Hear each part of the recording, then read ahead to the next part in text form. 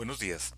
Este podcast se realiza como requisito académico del curso Antropología Filosófica del programa de Filosofía de la Universidad Nacional Abierta y a Distancia UNAD. Mi nombre es Juan Carlos Buitrago y en esta oportunidad voy a hablar del tema del suicidio visto desde la perspectiva de la antropología filosófica. Pero para ese fin voy a iniciar por hacer un breve recorrido histórico de cómo ha evolucionado este concepto de antropología filosófica y de lo que significa actualmente. En segundo lugar, voy a referirme a algunas concepciones ideológicas o corrientes que se han desarrollado en el marco precisamente de la antropología filosófica a lo largo de la historia y que han determinado de alguna manera su curso. Estoy hablando específicamente del humanismo trágico de Gabriel Marcel, de la antropología filosófica de Kant, de Heidegger y su Dasein, y de la antropología del sentido crítico, de la antropología de Rousseau, vistas todas ellas.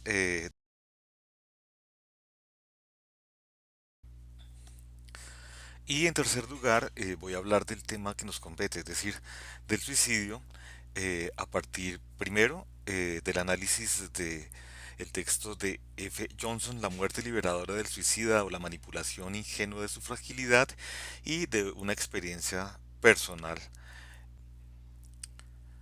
Entonces, para iniciar con nuestro tema de antropología filosófica, que es una forma de introducirnos al tema principal de este podcast, que es el suicidio, que es el que nos compete realmente, voy a empezar por proponer una definición de Kotak 2003, que propone en su libro Espejo para la Humanidad, Introducción a la Antropología Cultural, de antropología, esto con el fin de desglosar un poco los dos términos que componen nuestra materia, antropología filosófica. Sobre la antropología, dice Kotak, los antropólogos estudian a los seres humanos en el tiempo y lugar en que los encuentran, en la Kenia rural, en un café de Turquía, en una tumba de Mesopotamia o en un centro comercial en Estados Unidos. La antropología explora la diversidad humana en el tiempo y el espacio, estudia toda la condición humana, su pasado, presente y futuro, su biología, sociedad, el lenguaje y la cultura. De particular interés es la diversidad que proviene de la adaptabilidad humana. Sobre el concepto de filosofía, bastante se ha dicho, de modo que no voy a tratar de definirla en este podcast. Más bien voy a tratar de hablar del recorrido histórico de nuestro concepto de antropología filosófica a partir de la antigüedad pues hasta la contemporaneidad. En la antigüedad y en la modernidad no se podría hablar propiamente de antropología filosófica, pues eh, el interés no estaba centrado específicamente en el hombre. En la antigüedad específicamente, entendida esta época desde la aparición de la escritura hasta el siglo V después de Cristo aproximadamente, para los griegos el hombre se comprende desde el mundo, pero el mundo no es comprendido desde el hombre. El tema de la filosofía clásica es el mundo, la realidad objetiva. Es una filosofía de la naturaleza que busca el principio básico elemental, el ser. Posteriormente, en el medioevo, entendiendo esta época desde el siglo V hasta el siglo XV aproximadamente, tampoco se centraba el interés específicamente sobre el hombre, sino más bien sobre su relación con Dios. Se tenía una cosmovisión teocéntrica. Dios es el ser por antonomasia, centro y horizonte que todo lo unifica. Ya en el Renacimiento, entre el siglo XV y el siglo XVI aproximadamente, sí se podría empezar a hablar del surgimiento de algo así como la antropología filosófica, pues el interés se centra ahora sí en el hombre. Hay un giro del teocentrismo al antropocentrismo. El hombre es el centro del universo y todo se mide a través de su razón. El hombre tiene la capacidad intelectual de conocerlo todo, excepto a Dios. El saber clave, el nudo epistémico, es el estudio del hombre en todas sus dimensiones. En la modernidad, valga decir también ilustración, que se inicia precisamente con el Renacimiento en el siglo XV y va más o menos hasta el siglo XVIII, se consolida el concepto de antropología filosófica. El tema central de la filosofía es el conocimiento, el ser humano en su compleja realidad como sujeto de este conocimiento y la cultura como el conjunto de transformaciones que el hombre hace en su entorno. Se reivindica al hombre como ser racional, espiritual. La esencia del hombre y el sentido de su vida se develan en la historia. Ante la cosmología actual del mundo, puede ser pensado, pero no representado.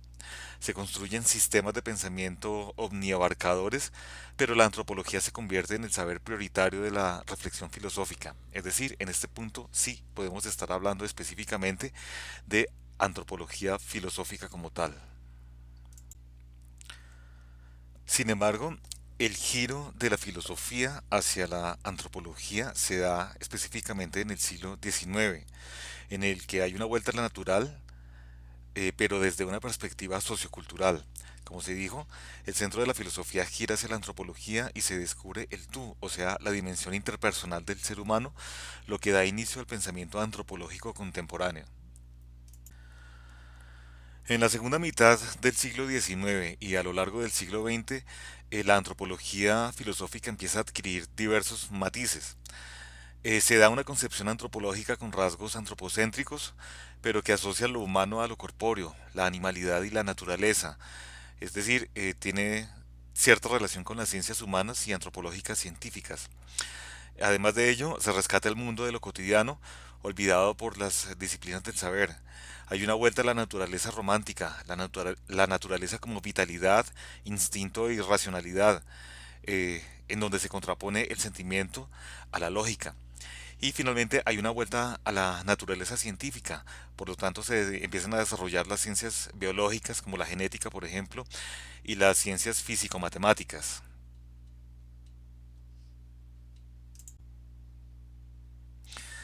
Ahora bien, las corrientes ideológicas que voy a tratar alrededor del tema de la antropología filosófica abordadas por autores contemporáneos básicamente son el humanismo trágico de Gabriel Marcel, según la visión de Julia Urabayén, el sentido crítico de la antropología de Rousseau y los aportes a la antropología filosófica de Kant, ambos desde la perspectiva de Javier San Martín, y el Dasein y la autoapropiación de Heidegger, bajo la óptica de Felipe J. Muñoz, eh, pues todas están relacionadas con el carácter ontológico de la relación hombre-mundo y además son fundamentales en el desarrollo de la antropología filosófica tal como la concebimos en la contemporaneidad.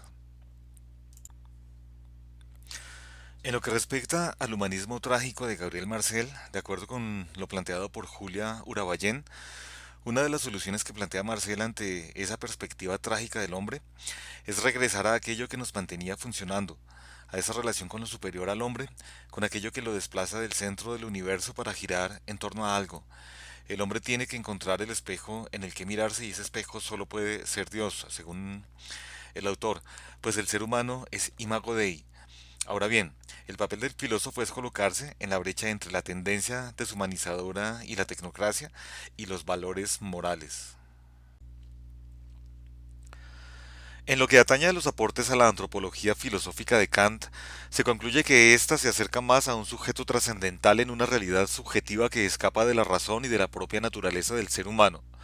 Dicha antropología se adapta mejor a esa realidad nouménica idealizada que a la realidad observada y construida colectivamente por el sujeto sociable que difícilmente renunciará a su naturaleza egoísta sin hacer uso de otra idea trascendental como el ser supremo para proyectar su voluntad en contravía de su condición humana.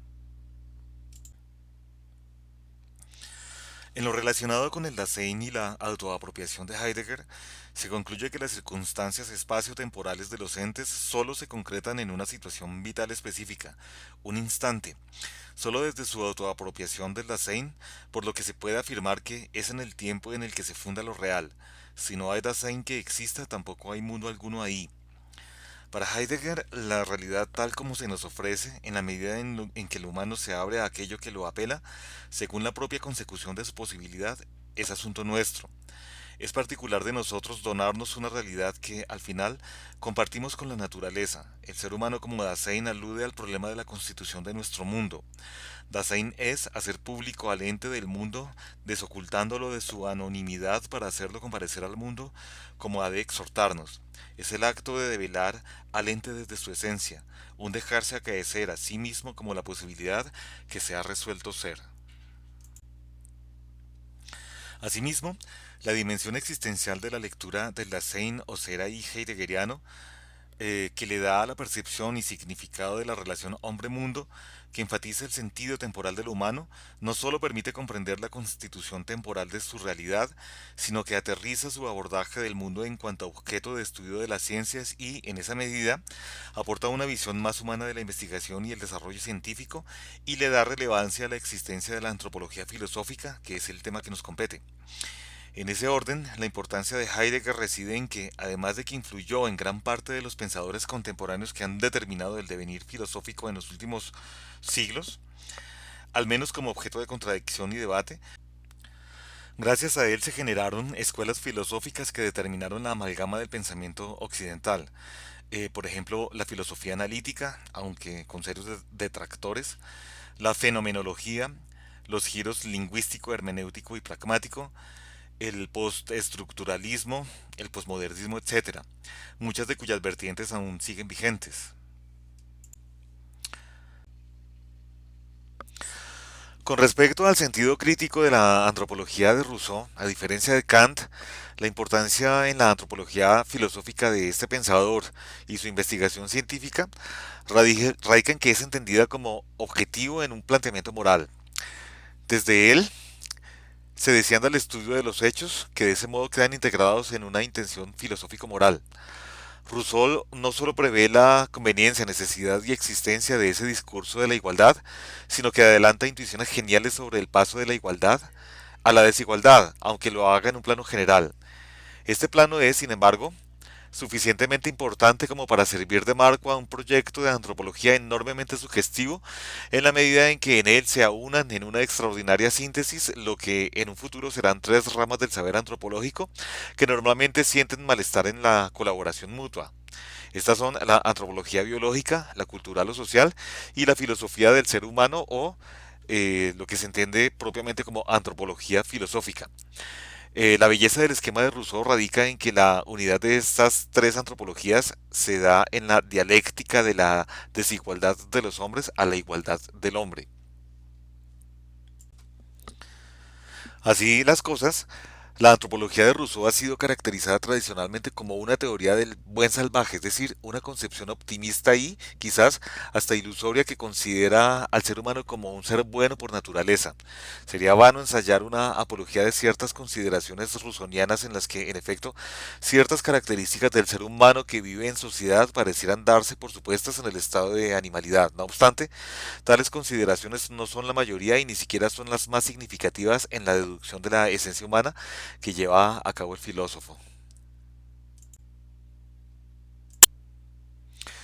Como se ve en esta exposición de tres corrientes filosóficas diversas que tienen lugar en diferentes partes de la historia, eh, la filosofía traslada su interés primero de la naturaleza a Dios y después de Dios a la relación de ese ser supremo con el hombre para finalmente ubicarse específicamente en el hombre y su relación consigo mismo, en clave de entenderse dentro del universo.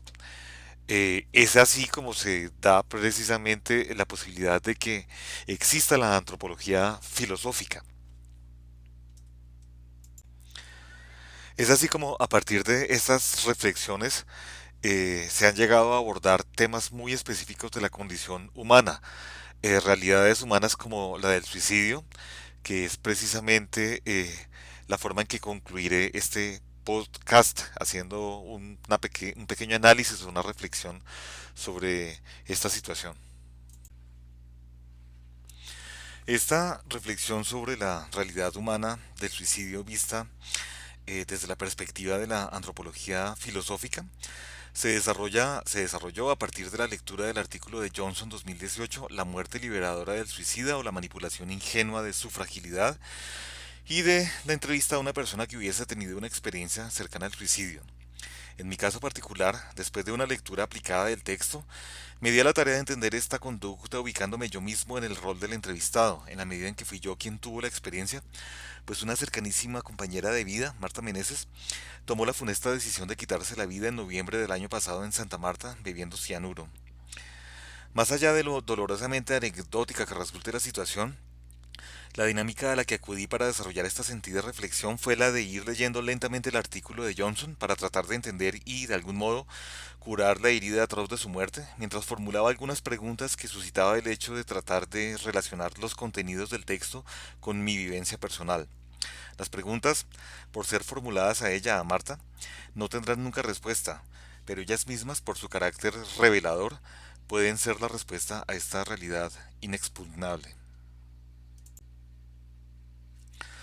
En su artículo, Johnson trata de persuadirnos de que el suicidio es una manipulación de la propia fragilidad que tiene el propósito de anular su facticidad aflictiva.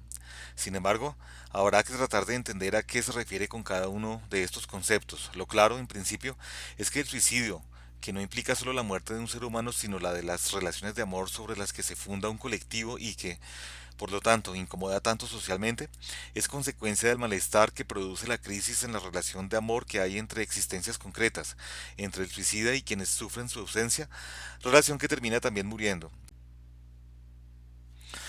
Para explicarlo, Johnson acude a una frase de Vince Vanger: si bien es cierto, este tu fallecer no me destruye a mí como el amante, ni mi amor, es cierto, no obstante, que me mata a mí como un por ti amado. Y aquí cabe la primera pregunta. ¿El dolor que me produce tu muerte, Marta querida, proviene del amor que te tenía o, más bien, tiene que ver con mi ego defraudado al descubrir que no fui capaz de hacerme querer lo suficientemente como para retenerte? Pero, a pesar de que el suicidio pone tan en cuestión las relaciones humanas sobre las que se fundan las sociedades, no es un problema colectivo ni estadístico, sino de autodeterminación extrema de la propia individualidad que se puede engendrar en todo tipo de causas, todo aspecto de la vida humana, de modo que, en virtud de prevenirlo, buscar tipologías y factores de riesgo comunes puede resultar inútil. Basta con que un individuo sepa que cuenta con la posibilidad de interrumpir su vida y que esté sometido a circunstancias difíciles, la soledad, la discriminación, el dolor, la rabia, etcétera, o que vea con convicción el suicidio como un acto de autoafirmación de sus cosmovisiones para que lo intente. De este modo, el suicidio resultaría inherente a la condición humana, por lo que será torpe tratar de implementar medidas profilácticas para erradicarlo de la sociedad, pues las sociedades las componen humanos. En este punto, podría formularse la segunda pregunta. ¿Y vos, Marta, te dejaste llevar del dolor que implicaba el acto de vivir, que visto desde afuera no parecía tanto ni tan irresoluble, o solo querías mostrar, en un acto de rebeldía en contra de todo lo que no pudiste lograr, qué tan implacable era tu determinación? No obstante, saber de la posibilidad de la propia muerte no conlleva necesariamente la intención de apresurarla. Somos cautelosos y cuidadosos en la medida en que propugnamos por la continuidad de nuestra relación con el mundo, aunque interrumpirla se podría definir también como otra forma de relación del existir consigo mismo y con el mundo, que puede presentarse como un lugar hospitalario o, por el contrario, hostil e inhabitable. De cualquier modo, el existir trasiega siempre en función de su condición de fragilidad, no al respecto de la muerte, sino en una dialéctica entre continuidad e interrupción de su relación con el mundo. Si el despliegue del existir no se ejerciera a su vez como una relación con su propia fragilidad, no nos comportaríamos como dioses inquebrantables en un mundo inofensivo. La fragilidad no se origina en la carencia de resistencia en una dimensión física, sino en el carácter existencial de la relación consigo mismo del riesgoso existir humano en el mundo, que devela la posibilidad de interrumpir su continuidad, es decir, no depende de nuestro carácter endeble, pues aún con él nos creemos indestructibles, sino de la relación de nuestro existir consigo mismo en cuanto que frágil. No obstante, la posibilidad de interrumpir el existir en virtud de esa autorrelación no se da en el suicida como privación, sino en sentido positivo como despliegue, esto es, como la posibilidad de sacarle algún provecho a tal interrupción. El suicida tiene una percepción particular sobre la utilidad de los objetos que pueden lesionarlo. Hace uso de su nocividad en el marco de esa autorrelación de su existir con su fragilidad para permitirse la ocasión de acelerar su interrupción. El suicida decide cambiar la cautela por el riesgo. Las motivaciones de su atentar contra su existencia y su intensidad resultan irrelevantes, mas sí lo es la prolongación del dolor que suscitan y, por lo tanto, su afán por lograr su interrupción. Pero no se puede entender como una relación con la muerte, pues esta es sólo la consecuencia de su desazón, es más bien la materialización de la libertad a través de ella y la interrupción de una facticidad que nunca debió ser. Es aquí en donde surge la tercera pregunta. ¿Acaso provocando tu propia muerte, Marta de mi alma, más que cercenar tus alas, buscabas extenderlas en su máxima amplitud? En esta relación del existir consigo mismo, la muerte, como ruptura, muestra su positividad en la negación de su facticidad que sólo así se subvierte. He ahí el peculiar carácter redentor de la muerte suicida. No es sólo aniquilación sino otra forma de poder ser, un resarcimiento, una respuesta, una puerta de escape, un alivio. Negando su facticidad, el suicida logra resarcirla. Por ello, es claro que no se puede entender al suicida como quien se enfoca en la muerte como fin, pues para él solo es un medio, sino en la lamentable facticidad de su existir. Se le debe entender desde la perspectiva de esa interrumpible continuidad como modo particular de autorrelación del existir y más particularmente desde la relación del mismo con la posibilidad de decidir sobre su continuidad o interrumpirla. He ahí la diferencia entre el existir y el existir suicida, que no se caracteriza solo por su facticidad sufriente, sino por la posibilidad, cada vez más acentuada por la aflicción, de interrumpir esa facticidad de su existir en el ámbito de su autorrelación. Según Johnson, 2018, dice literalmente en la página 141, así es la relación con la posibilidad de interrupción fáctica, siempre dada en la autorrelación del existir en tanto que existir corporal, la que se va fijando en la atención suicida como aquello a lo que puede echar mano para hacer algo otro que sufrimiento. En el marco de su relación consigo mismo, el cuerpo, para el suicida, por ser el que alberga su fragilidad, es objeto de su conducta autolesiva. En función de esa interrupción, que negando su facticidad busca ser otra y que le permitirá su resarcimiento absoluto, atenta contra él. El suicida ve el mundo siempre en la perspectiva de encontrar la muerte liberadora y, por lo tanto, ya no le atribuye un carácter riesgoso, sino beneficiosamente nocivo. Es así que construye, sin advertirlo, una nueva forma de autorrelación, determinada por el carácter interrumpible de su continuidad, lo que constituye su condena más que el dolor mismo. De ahí en adelante, todas sus acciones se orientan con más o menos dilación a conseguir su objetivo. En ese punto, ya la liberación no importa más que la manipulación de la propia fragilidad en función de interrumpir su lamentable existir. Al respecto, dice Johnson en la página 142 de su texto, he ahí la paradoja que se alberga en el existir suicida. Buscando la libertad en su muerte, no advierte que lo que hace en cada momento es apresurar su fin, pero eso ya de sí en tanto que una autorrelación singular que se tiene como interrumpible. Cabe aquí entonces formular la cuarta pregunta, que en realidad son varias. ¿Nada había que pudiera hacer por ti? ¿Acaso tu condena excedía en mucho el poder del amor que te tenía, que te teníamos? ¿Es entonces inútil mi culpa por lo que no hice, por lo que ni siquiera intenté?